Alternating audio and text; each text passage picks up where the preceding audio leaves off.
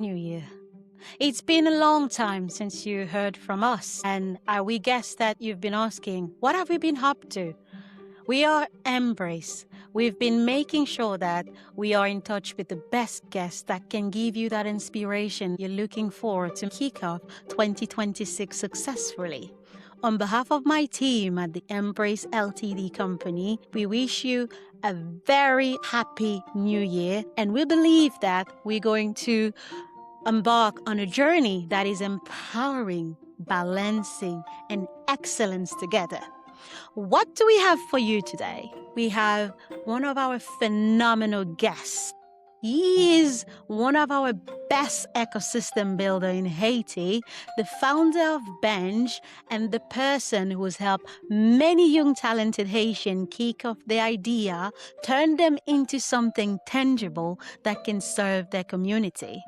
He is also someone who is keen on learning continuously, finding his why, making sure that his time is used wisely. So you don't want to waste his time, and we're not going to waste your time with that conversation. Ladies and gentlemen, welcome our guest, Marc Alain Boucicault.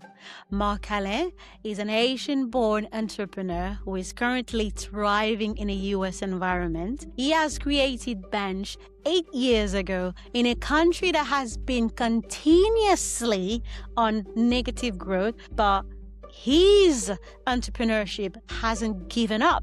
He still stood the ground and want to make sure that we show the world we are a nation who believes in our dream. Marc Alain's story is the symbol of how purpose, authenticity, and finding your why play a vital role in your next step. Once again, take a cup of tea and tune in for our next guest, Marc Alain Boucicault.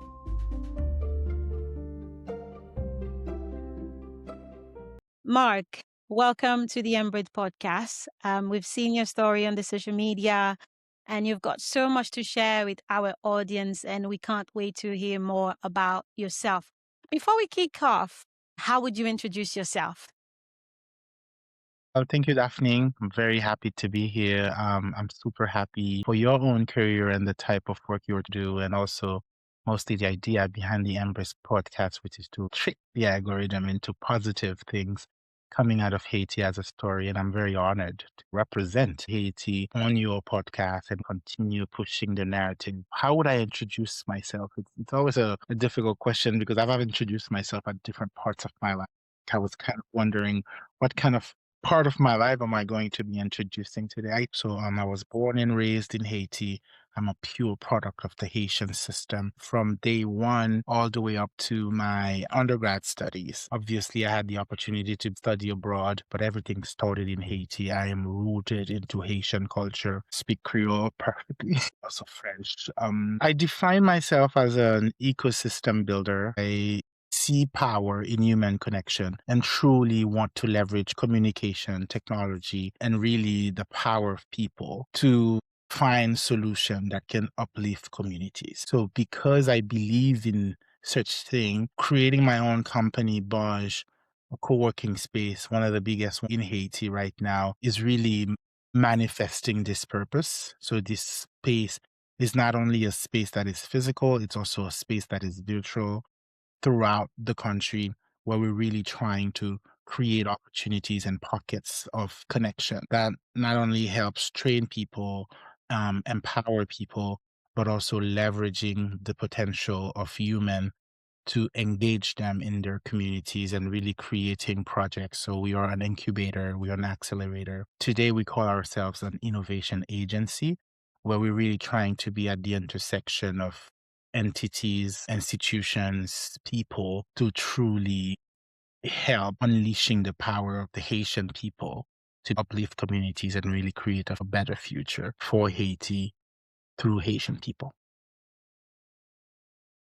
This is a very powerful concept where you're working in a very challenging community, especially in Haiti, and you still believe in the power of our young people and the future of the country. So that's why you've created that ecosystem that will help the people of Haiti, making sure that they have a space and the network that they need to work on those ideas. Now, all these things together give good insights of how you help Haiti prosper. I would be very interested to know what has shaped your story as a person. Um, it's very interesting. If I look back on trajectory, I there's one common thing since I was in school. It's that very simple reality that I've always found myself in middles. I'll just give you a couple examples. I went to school in Port-au-Prince. I went to Centre d'études secondaires. It is a very interesting school because it's almost like half of the school are these creative minds, always want to go out and parties and organizing event, cultural space.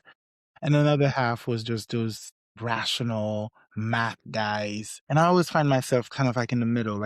It's almost like I was lost for a little bit, being in these middles. When I graduated from Sanditude, I went to CTPEA. Well, it's a public school, and I was coming from a private entity. And then I was kind of like in the middle of all these kids coming from all parts of Haiti, all united by one thing, which is brain, right? Our capacity to succeed in this exam. And I found myself in a different middle. Even looking at myself, I'm a bit of also a middle of it. When you think about Haitian, you see Haiti, a country of black people and a country of mulattoes, right? I don't really fit either criteria. I'm not fully a mulatto. I'm not fully a black Haitian. Finding again myself in the middle. When I graduated from CTP, my first job was interning at the World Bank. Again, I was the only person in my cohort to have had that opportunity and finding myself in middle and studying abroad. And I think a lot of those Haitians who study abroad kind of feel the same way. Again, being in these middles, being ambassadors of Haiti. So it took me a moment to understand what being in the middle truly means in terms of shaping your story and finding your role in life. And I'm very happy I was able to make sense of it, as in building incubators, building a space, a community. It's actually the story of an ecosystem builder, right? If you want to be an ecosystem builder, you will be in middles. Finding the right dosage and the right way to combine all these different things that you're surrounded by is always going to be a very important skill. And when I come to realizing that's what my purpose is, being in places, being an intersection and finding ways to connect things. That's what really shaped the story of who I am. It's almost a story that shaped itself, not a story that I took the time to shape. I think my journey is the realization of what my role is. Mm, Because of that, I was able to have conversations with a lot of different people, whether it's with the Haitian government, with the Haitian private sector, with entrepreneurs, with young people, being able to hold conversation and being able to allow people to own their voices. The reason why I also think that what I do is quite unique in a sense, like, you look at people in the space, you say, oh, yeah, there's a lot of competition. A lot of people are starting hubs. A lot of people are starting different companies that may look like bars. But I yeah. always tell to myself, like, that deeply rooted secret sauce of being able to run things at intersection is really something that defines who I am. And that is also at the center of how I came about fulfilling my life. I think it sounds very deep, but it's truly the result of a lot of thinking about my journey. So when you ask, it really brought all these things up. Thank you for that.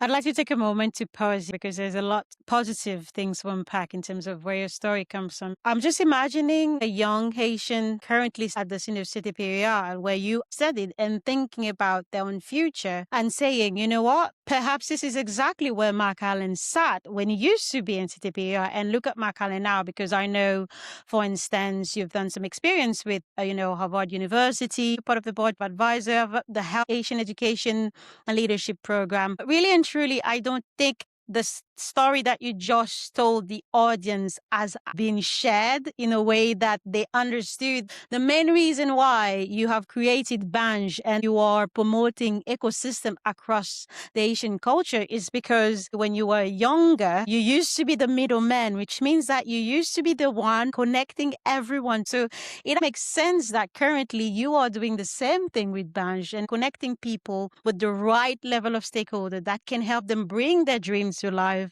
and make sure that they create positive impact to Haiti. I would like to take a pause and say this is a fascinating story I hope anyone studying at CTPA or currently having an internship at the World Bank, right, or currently applying for Harvard University, I believe when you look at Marc Alain, the message is there is hope. So that's what I get from your story. Would you say that resonate with you, the way I summarized it?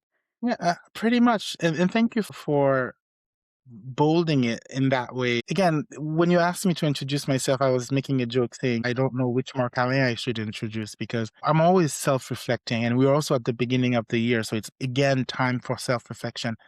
Being able to find these words and describing myself is not something that I was always able to do because sometimes when you are in the kitchen cooking, you don't realize what your role is, and it's really multiple iterations of living that kind of gives you the pause. And I'm turning 40 next year, so I think it's not the Marc Alain of the young people anymore. We're moving into new things, and I think every step and every time I have the opportunity to reflect back, it's almost like I see it a little clearer. And you're absolutely right. I was always driven by passion, not really by pure scientific methodology. And when I realized later on that there are actually a science behind building ecosystem, for example, I had the opportunity to study at MIT as well. I took a class. They have a very specific class on building ecosystems, which are things that I've done in a grassroots way. There's actually science behind them. And my message to those people who would be listening and who would be in these places that you're saying, sometimes it doesn't really matter if you see the future exactly like Marc Alain or not. Pursue what you feel is the best use of your time today. Grab into what makes most sense for you right now. Mm. If it's about being successful as an intern, do it. If it's about living your best life as a student, do it. And if tomorrow it also means that you are at intersections of communities that you can empower, then do it with your heart and let the story write itself, and you'll have time to step back and look again. But don't let not seeing the future block you from living the present, because the present is building that future. See what I mean? Yeah, that's a very powerful message, Mark. Thank you for sharing that with the audience. So you just mentioned that you're turning 40 next year, right? I am going to be in my mid 30s very soon in January. Sometimes they say that in your 30s that you get that sort of wisdom. And one of the key message I always share with my little sister, you don't need to be 30 to live a 30 life, because you have a lot of people who are 30 and above already got that experience and wisdom. You can still get that wisdom from those people. So I still believe, even if you're going to be in your 40s, someone who is probably in their 20s, they're actually in their 40s because they have Marc Alain. They can still ask that wisdom from Marc Alain. So I think this is a very good way to make people visit places. We have technology that brings podcasts like this to them, which are also tools that they may not have had in the past. So today they have the internet, they have AI, they have all these tools that they can visit whatever year, time, and age that they are interested in and really learning from them. This podcast is Amazing. fantastic already. I love it. Thank you. Now, I'm going to ask you a question that may sound tough, but I think you've already alluded to the answer right in the beginning of your introduction. Obviously, the majority of your path, you've completed it in Haiti. But I'd like to ask, why Haiti? Why didn't you pick any other country in the world to build those ecosystems? What made you feel like Haiti needs ecosystem like Badge? It's very funny because part of my work, I think I have a rooted meaning in Haiti. So let me just go straight and tackle that. For me, it really makes sense in Haiti, not because I said it, but because it really came to me as a result of experiences. Sometimes people say, I don't want to try this because that's who I am. I'm wired a little bit differently. I find my true passion by trying things that I end up not liking. So I'm not choosing Haiti because I'm afraid of choosing anything else. I'm choosing Haiti because I've actually tried things. And I did work at MIT as well. I worked for an entrepreneurship center that is focused on building ecosystem around the world, particularly in what we call emerging economies. At the MIT, we call them growth markets. And I had the opportunity to look at a lot of different places.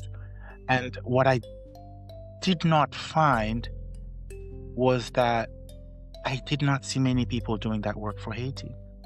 Whereas MIT has a lot of resources, a lot of great people much better than me doing this type of work. And I think the idea of Haiti being so rooted into who I am, the country that gave me everything that I have, gave me my family, gave me my education, gave me the people that I engaged with throughout these years. And when I look back, I ask myself, what is the best use of my time? Again, I was telling you right in your previous questions, right? If I don't do it, who will? I can go about having a successful career around the world, but what does that mean if I cannot change where I come from? And there's a funny thing about people who are living their best lives out of Haiti is that Haiti always comes back. Haiti is part of your history. Yeah. You know, you can be a very successful investor on Wall Street. And guess what? When TPS news hit, somebody who knows you're Haitian in the room is going to ask you what you think, or he's going to Yeah. ask what's happening. Haiti will catch back. Yeah. So this is not something you can run away from entirely. And the question is, how do you make the best use of your time knowing that? And for me, I don't judge. You can choose whatever path you want in your life.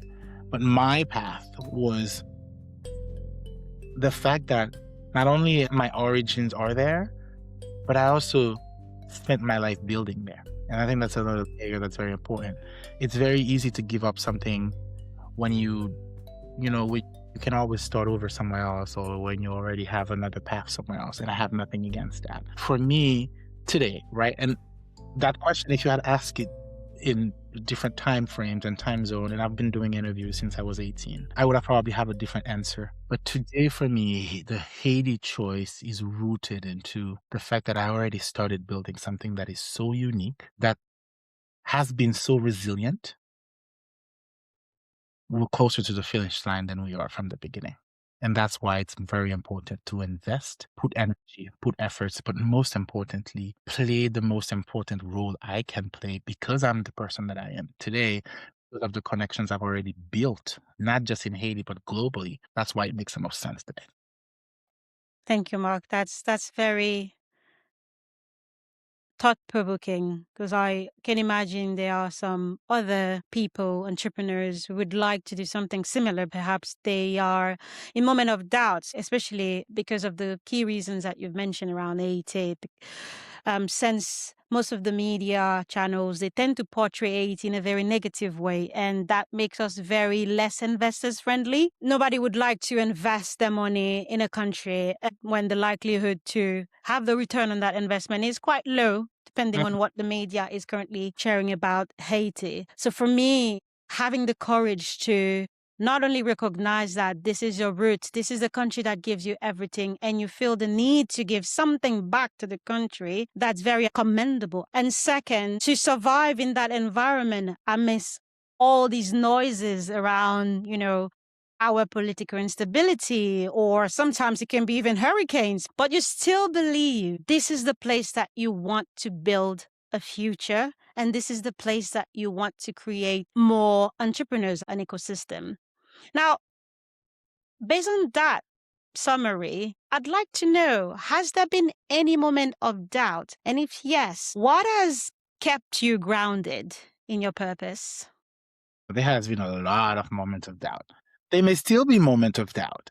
I think moments of doubt are going to come. And again, the way we are framed to think, right? I think you and I both educated in the Western world. We learn to make decisions regarding some type of data. I mean, I think any human makes decision based on data, but the type of data we look at are the type of data that our peers look at. We tend to look at very specific data about, is there growth happening there? Will I have a return on investment? Will I be able to have a minimum living conditions to be somewhere in all of that? And I think the only data that brings me back to my reality and my frame of mind is really, what does it take for a group of people to just live with dignity? And I think the idea of giving back to Haiti or working in Haiti, for me and my personal experience, it has been the amount of people that you would just transplant into a different reality that could have a completely different life. Being born in Haiti is almost like a curse, right? Why does it have to be a curse? I've met fantastic Haitian human being just not having access to the basic quality education opportunities. Let's just put all of that under what I call ecosystem. Just because they're not evolving in the right ecosystem, they're unable to fulfill things that you can and other people or any random person in the UK, in the US, wherever can achieve. And I think for me, it becomes mind boggling, right? It becomes like a math problem. Like, why does this place have to be like this? And Yeah. as a researcher, a scientific mind, it's always bogging myself. When you go back to everything that I've built before, and I think I encourage people Yeah. build like crazy, then think later, right? If I was where I was maybe 15 years ago today, Mm, I may have thought, you know what, I can always do something else. I'm here, I'm yeah. seeing all these opportunities. But after 15 years of building like crazy, you do step back and realize that you do have elements of solutions. Thought about a lot of things that could be different. Now is the time for you to implement in the right direction. And I feel like as I'm turning 40, this is where my mind is at. It's not just an Mm. idea of Haiti. It is still definitely about how do you create a space where people can really fulfill themselves? How do you create an economy? How do you create a country where people can just simply become who they're meant to be or having access to the resource where they can grow. But beyond that, it's really what you have already on the ground. I have Bosch. We have all these institutions that we're driving. And for me today, the challenge is more about how do I make the best of all of that and continue building like crazy because it's passion is always going to be important for you to create in conditions where things are tough, where you don't have clarity. I tell people order and institutions are simple in some places. All you have to do is find the right formula. But in countries like Haiti, things are so unpredictable or things can be so out of the usual. But gosh, isn't it beautiful if you're trying to build within this space, leveraging your own science, hopefully, maybe one day being studied for the type of thing that you've been able to accomplish in a condition like this. And I'm very curious and passionate about pursuing and seeing where that goes. There's a lot of beautiful things that you said, Mark, and your purpose and your passion that come through the screen. So like you are very genuine in the reasons why you've chosen Haiti as your core country to develop something that was missing. And the whole thing about it is very grand, I would say, because you believe in Haitian people first. You know what they can do.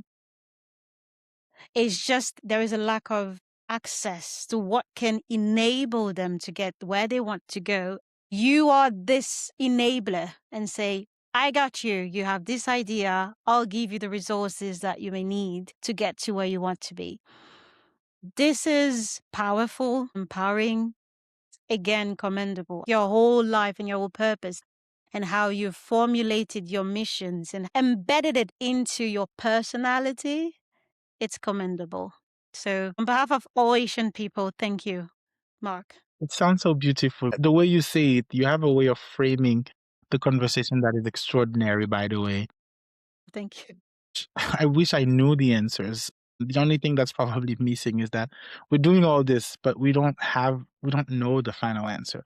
Sometimes we were empowering, but that doesn't mean we are empowered. There's always the next limit that you also have to cross, and it's a constant challenge. We have to be better because there's so many other things that are connected to us. And it's almost like we have to grow because we can't give what we don't have. So we always have to try to be one step ahead and thinking about what the next business model can be, how can we be better support. And we're not always happy with our support as well. Always wish we could do better. You've touched a lot on how you empower young people, specifically within Banj, to work on their dream and make things happen. What are the key impacts that you've had so far on young people in Haiti? I mean, I think it's a challenging question. If we were successful, Yeah. I always pause when people say successful and budget is successful. I think it's still a journey unfolding. And I think the final shape of it. And if there's one thing I learned after almost 20 years in that space, is that we're never the same every year. We always grow, we always become something new, we always discover a new layer. and then it's endless. I think our biggest impact has been the network that we've been able to establish, and I call it the Lenway because Haiti has political instability. Haiti has been going on 7 years of negative growth. These are data that for the Western mind definitely calls impossible. But for us, we just look at how resilient we have been over those 7 years to actually still exist. And Banj is actually 8 years old. So we've never had a country that was shaped and ready for us to grow. Mm, So we've we've existed in a setup that is tremendously hard, and we're still resisting today to still be able to deliver what we're happy with. Um, if you want numbers about the work that Bosch has done, very recently, the Inter-American Development Bank wrote a case study about our work. So people are recognizing that what we're doing has value. And the whole case study is about how to start small and grow something in a country with a challenge, with a lot of challenges. So for us, we're very proud that we exist. I know people have much higher expectation on what we should be like. And even when I started as well, I was thinking maybe we can create the next Haitian unicorn and mm, I mean, we are still building it. We're still building the runway. And what we quickly realize is that a lot of the concept of incubators, accelerators are a concept that exists around the world. First of all, they took time to be built in other places as well. And they were operating in much fairer conditions than we were. So we don't compare ourselves. For me, this is a mm, journey of identifying a recipe to help entrepreneurs grow in a country like Haiti. We've always wanted to build a stable business model around it. We've moved from building a community to building a co-working space to being an execution agency to today becoming an innovation agency. Within those concepts, we've always tried to look for what are so we see ourselves in step out. We talk about Bunch 1.0, Bunch 2.0, Bunch 3.0, and Bunch mm, 4.0 today. Our capacity to exist in different forms over time is also a huge success because so many things have died in mm, the time.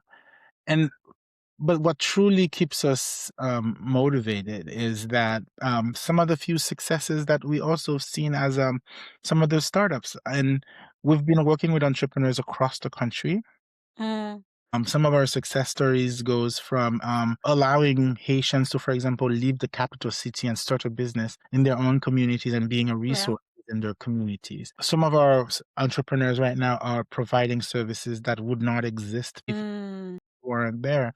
From some of the startups in tech that we've been able to empower, some of them are delivering services in the VR space, in the AR space, still things that are nascent in Haiti, but we're also keeping the narrative. I remember one day I talked to a friend in the diaspora when we created Bonj, and he said, Haiti is finally speaking my language. I realized that there were not many people coming out there talking about tech, talking about building startups. Some of the words that people may think for granted in many places in the world, our existence allow Haiti to also speak about that. mm, Find that story and putting it on your podcast. These things are important. And financially, we wish we had better success.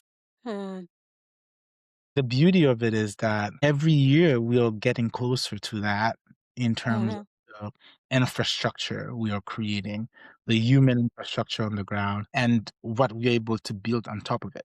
I pride myself and tell people today, Bonch has the capacity to start any project, anytime, anywhere with the right people in Haiti.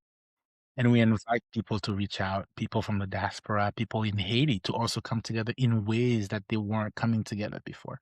The idea behind the innovation agency today is to be able to bring the government to the private sector closer to entrepreneurs, closer to universities, mm, closer to, grassroots organizations. We're trying to see this laneway that we've been able to build over time.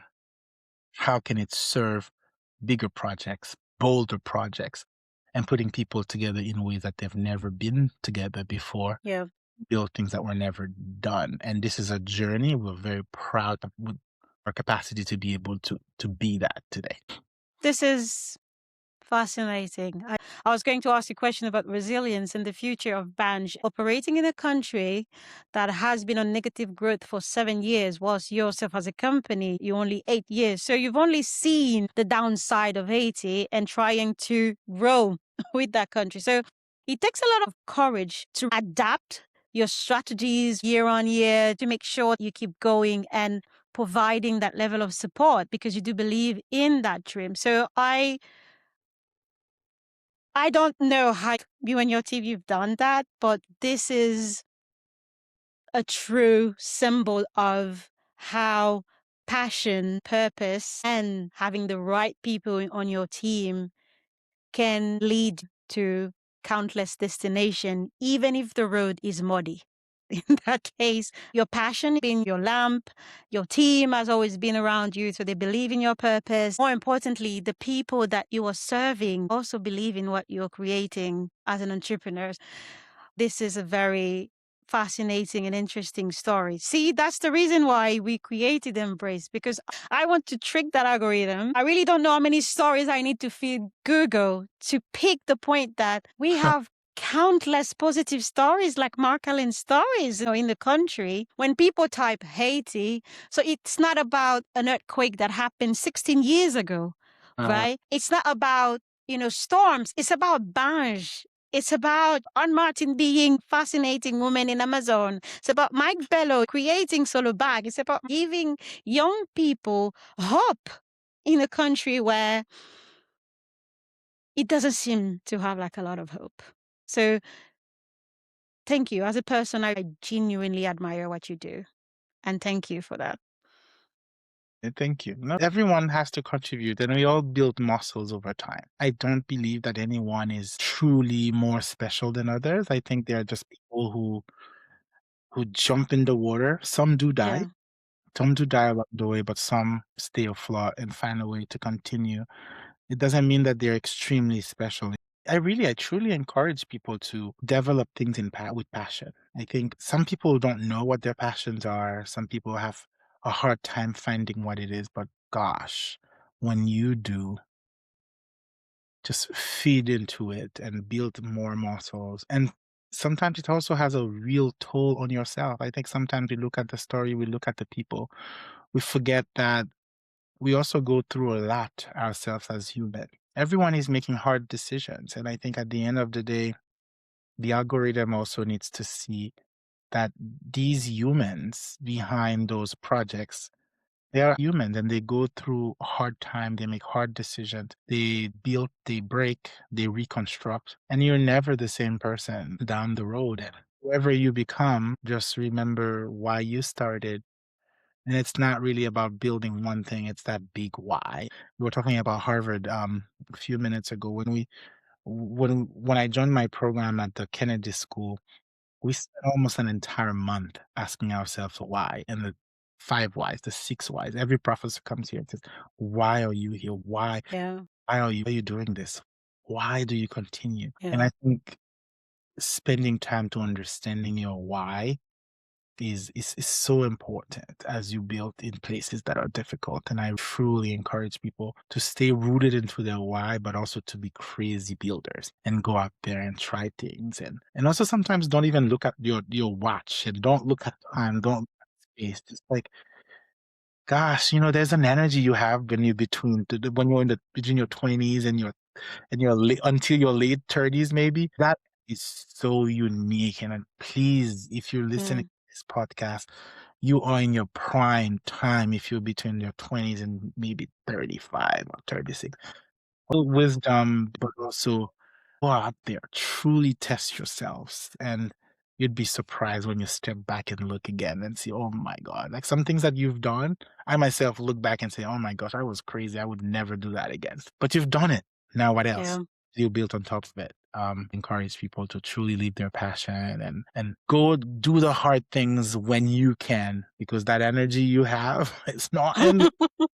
Go about it, build, and maybe tomorrow it will seem easier, but it will be because you built things that give you this landway to put more. And I'm extremely proud that standing here today, I look back and say, I have space to do more because I built like crazy and because I built with people. Very important. Built like crazy, but built with people and built with systems. So extremely important to find yourself in a place like that when you get older. So be focused and do what you gotta do today. Thank you. I was going to ask a question about the closing insight in terms of your key advice for the young people, but I think you've beautifully explained it. I am a lean practitioner, currently completing my Lean Six Sigma Black Belt. I am an industrial engineer, so lean production, lean thinking is embedded into our training. But I believe it's a beautiful concept that you can take anywhere with you. So having a lean life is also important. You mentioned the 5 whys. Why did something happen and why you keep asking is very important. One of my favorite book is Find Your Why, Simon Sinek, because Right. the moment you find your why, everything else will flow seamlessly. When you understand your why, you'll understand your values. And I think that's one thing we need to share with people as well. Your why will also help you set boundaries, understand yourself as a person, Yeah. and your non negotiables, and what you can compromise on. So Yeah. these things are very important when you find your why. And I'm pretty sure you've operated in a country where it was like 7 years without growth, but because of your why, you stayed. Also gives you the ingenuity and the creativity of thinking about outside of the box to Yeah. know what you're grounded on. Because every time problem comes, it's very easy to say, okay, I give up. But when Yeah. you know your why as well, you know you can't stop here. I understand the protective aspect of it, but also I want to encourage people to be 10 times smarter because we are in a country that is difficult. Today, we have to be 10 times smarter because we live in a world that is troubled. It's not Yeah. just about Haiti anymore, right? Whatever you're creating, you have to think about its impact on so many different layers. So knowing your why also gives you that capacity to also say, if it's not what I wanted it to be this year, but it can take 2 more years, but how am I going to be smart about it? And I think that also keeps you going and understanding, I want to be there, but I've already built this. What else can I add on top of that to go where I want to go? And I encourage people to, of course, set your boundaries, understand what you're going to compromise on. But God damn it, man, think about the future and also how you're smart about it because that why needs to be so deep in you. And for me, it's truly, I want to understand how to create a country and an ecosystem that allows people to be their best self, to find best way they can contribute to value in life. How am I going to find that? Should I can't go alone. I have to go with people. I have to build with institutions and systems. But at the end of the day, we need to lend there. And if we are not lending there now, how can we lend there in 2, 3, 4, 5 years? Well, thank you so much, Mark. In our conversation, we covered the empowerment bit, which is the essence of the ecosystem that you've built. We've also covered the ACE bit, which is about how you've empowered young people to become excellent in what they're doing. But we also want to touch base on the breed part, which is about you, an inward question. How do you look after your well-being? I know you're also a father, husband. How do you balance your mental well-being with your entrepreneur life? I don't think there's any balance, to be honest. I mean, this is something I've been debating for a very long time. Does work-life balance exist? Mm, I watched a unhealthy amount of videos about this. I don't think it exists. I don't think I have the solution for that. And I'm going to be very honest and genuine about it. I think it's a constant negotiation. And also, it's funny because if you say negotiation, it kind of also means that you know what you're standing on and you're trying to get what you want. But it's really negotiation where you don't even understand, like, clearly where you're trying to land. I don't think there's work-life balance, to be honest. I think people people are who they are. I think there are different types of humans. yeah. Finding the right partner that will understand your crazy days, that will understand what you go through, but that you will also be understanding of giving them what they also Mm, not every we don't get everything that we want. Like, I mean, I want more days, more hours in the day. I wish I could, but also it comes with, say, what you're willing to compromise on. They say building a business is also building yourself. So Yeah. along the way, you learn so much. I've questioned myself on so many things. I think the past few years got me also questioning a lot, like, what kind of leader am I for my team? How can I be a better person at home? And how can I be a better person in the business? What I do is very demanding. There's a lot of meetings and a lot of travels. And for some people, it may sound exciting if you're in your 20s. Oh my God, this guy is traveling the world, is going to all these places. But it also gets my wife very mad.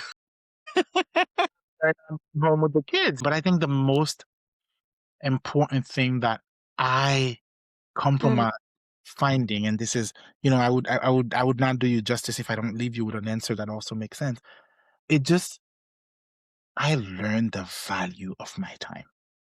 Like if I can give you 1 hour today, it's really from thinking deeply about how can I best use the hour. So when you get there, I don't think it's about work-life balance. It's about understanding the value of your time.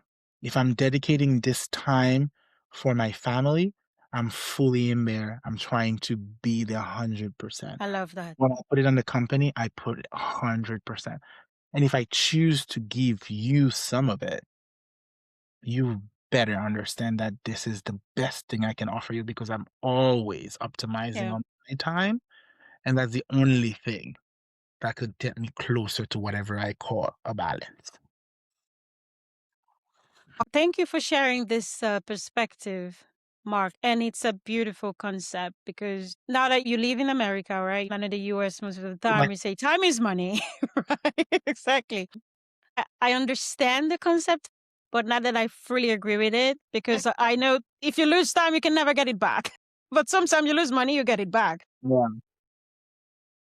People say also time is value because Yeah, the time is money is valued. just a form of way of expressing value. But I mean, when I tell you I'm here for you today, I appreciate that and thank you. it's me being there because there's so many other places I could be right now. Yeah. And so many other way I could be using my time in the demanding world that I am in. And I wish people understand. And that's why I go ballistic when people don't respect my time. Um, Sorry for going cannot over. you cannot take that for granted. No, no, I gave you more time. I gave you time and I'm Thank you. really giving it to you. But I truly hope that people understand, not just in terms of people getting your time, but also when you're doing something and it doesn't add any value to you right now, whether it's from your why, whether it's from your mental health, whether it's for your Yeah. actually happiness, when you cannot be using your time and not do things that brings you value. And value is not just money. Value is happiness. Value is time with your family. Value is being there for others. Value is fulfilling a mission. Value is actually being productive on what you need to build. There's just so much value that you could get for your time. You cannot be wasting it. Saying work life balance sounds nice, but honestly, it's really about putting the most value in the time that you have. And please make sure you use your time in a way that brings value. Thank you so much, Mark. I'll take that away with me as well because I've been very careful about how I allocate my time as well because this is the most valuable asset that I have. Yeah. So if you're spending time with family, make sure that you're fully present for your family. This is how you breathe. You breathe to your time. I don't know if it's hard, but it has to be worth it. Yeah. And I'll take that away with me. And I hope anyone listening or watching this podcast online, please value your time and make sure that whatever you do with your time, you're fully present and you get something that is best for you. In a way, be selfish with your time. I think that's the message in a very positive way because we are selfish human beings. We can't that. Before we close, Mark, it's been a fantastic conversation, and I wish I could have more of your time, but I do understand. Any last word for the audience? Well, we touched on a lot in this conversation. I don't know if there are many lives out there that someone will experience and leave, but I'm 100% sure that this one is what I'm living right now. And all of you listening, you only have that one life. Truly take the time to understand your role. Look at what you have and see it as your biggest asset, whether it's $1 million or whether it's just starting as a student. What you have right now is your biggest asset. And it's never too late to start building. Take a moment to reconnect with yourself, to figure out what is your best next move. And I really want to close with this sentence that I heard Oprah say, very famous American entertainer, Black woman. She is one of the richest women in the world right now. Hmm. She always says, I never had it figured out. What I sure did was to find what was my best next move. Like that. So really my final words will be listen to podcasts, listen to people, listen to Marc Alain, listen to Daphne. But their journeys are no way equal to yours. You are the best person to understand what your journey is. It doesn't matter if you have not figured out what you're going to be and who you're going to be in 10 years, but please make your best next move now. Then make the next best next move, and then you will make the best next move. And you'll find yourself in a space that you'll be shocked Yeah. that you've progressed to, did not expect to. I never saw myself as an influencer, as a whatever qualification that I get today. Mm. All I knew I was this guy who was passionate about something and always making the best next move for his life one morning. And you look at all the things that you piled behind you, and maybe then you can think about other things as in how do I best use that? But it will Mm. still be your best next move. So please make a good decision for yourself today. The year is beginning. Make this year your best next move. Wow. I'll take that first as a message. Thank you so much, Marc. We've gone through your um, interesting life. We've understood your story right from when you were young through CDPR, where you realized you used to play a middleman. So the key things that we covered today about you is how your life and your purpose has always been aligned, and how you found the courage and the strength to understand this is your purpose and this is where you want to bring it to life. We also understand when you are in doubt, what truly matters is the impact, your why, what you want to build in your community, and the end result in terms of the future. And as you said, you're still building that future through resilience, right? One of the key things that we get today for the audience is your time is your best asset. Be selfish with your time. Find your why, because your why will help you keep going. It will also fuel that passion you have in you to create what you want to create. And the last thing that you've mentioned, Marc, is about your best next move. It's not about the destination, it's about the journey. So it's one step at a time, but just make sure that each of the steps, they are the best that you can take along the way. So that's a beautiful story, Marc, and we thank you for that. It was Daphne Pierre, your host of the Embrace podcast, with our phenomenal guest, which is Marc Alain Boucicault, who is our creator, ecosystem builder in Haiti, entrepreneur, former student at MIT and Harvard. We really thank you for listening until we come back. So have a fantastic day, and don't forget, your time is your best asset. Thank you.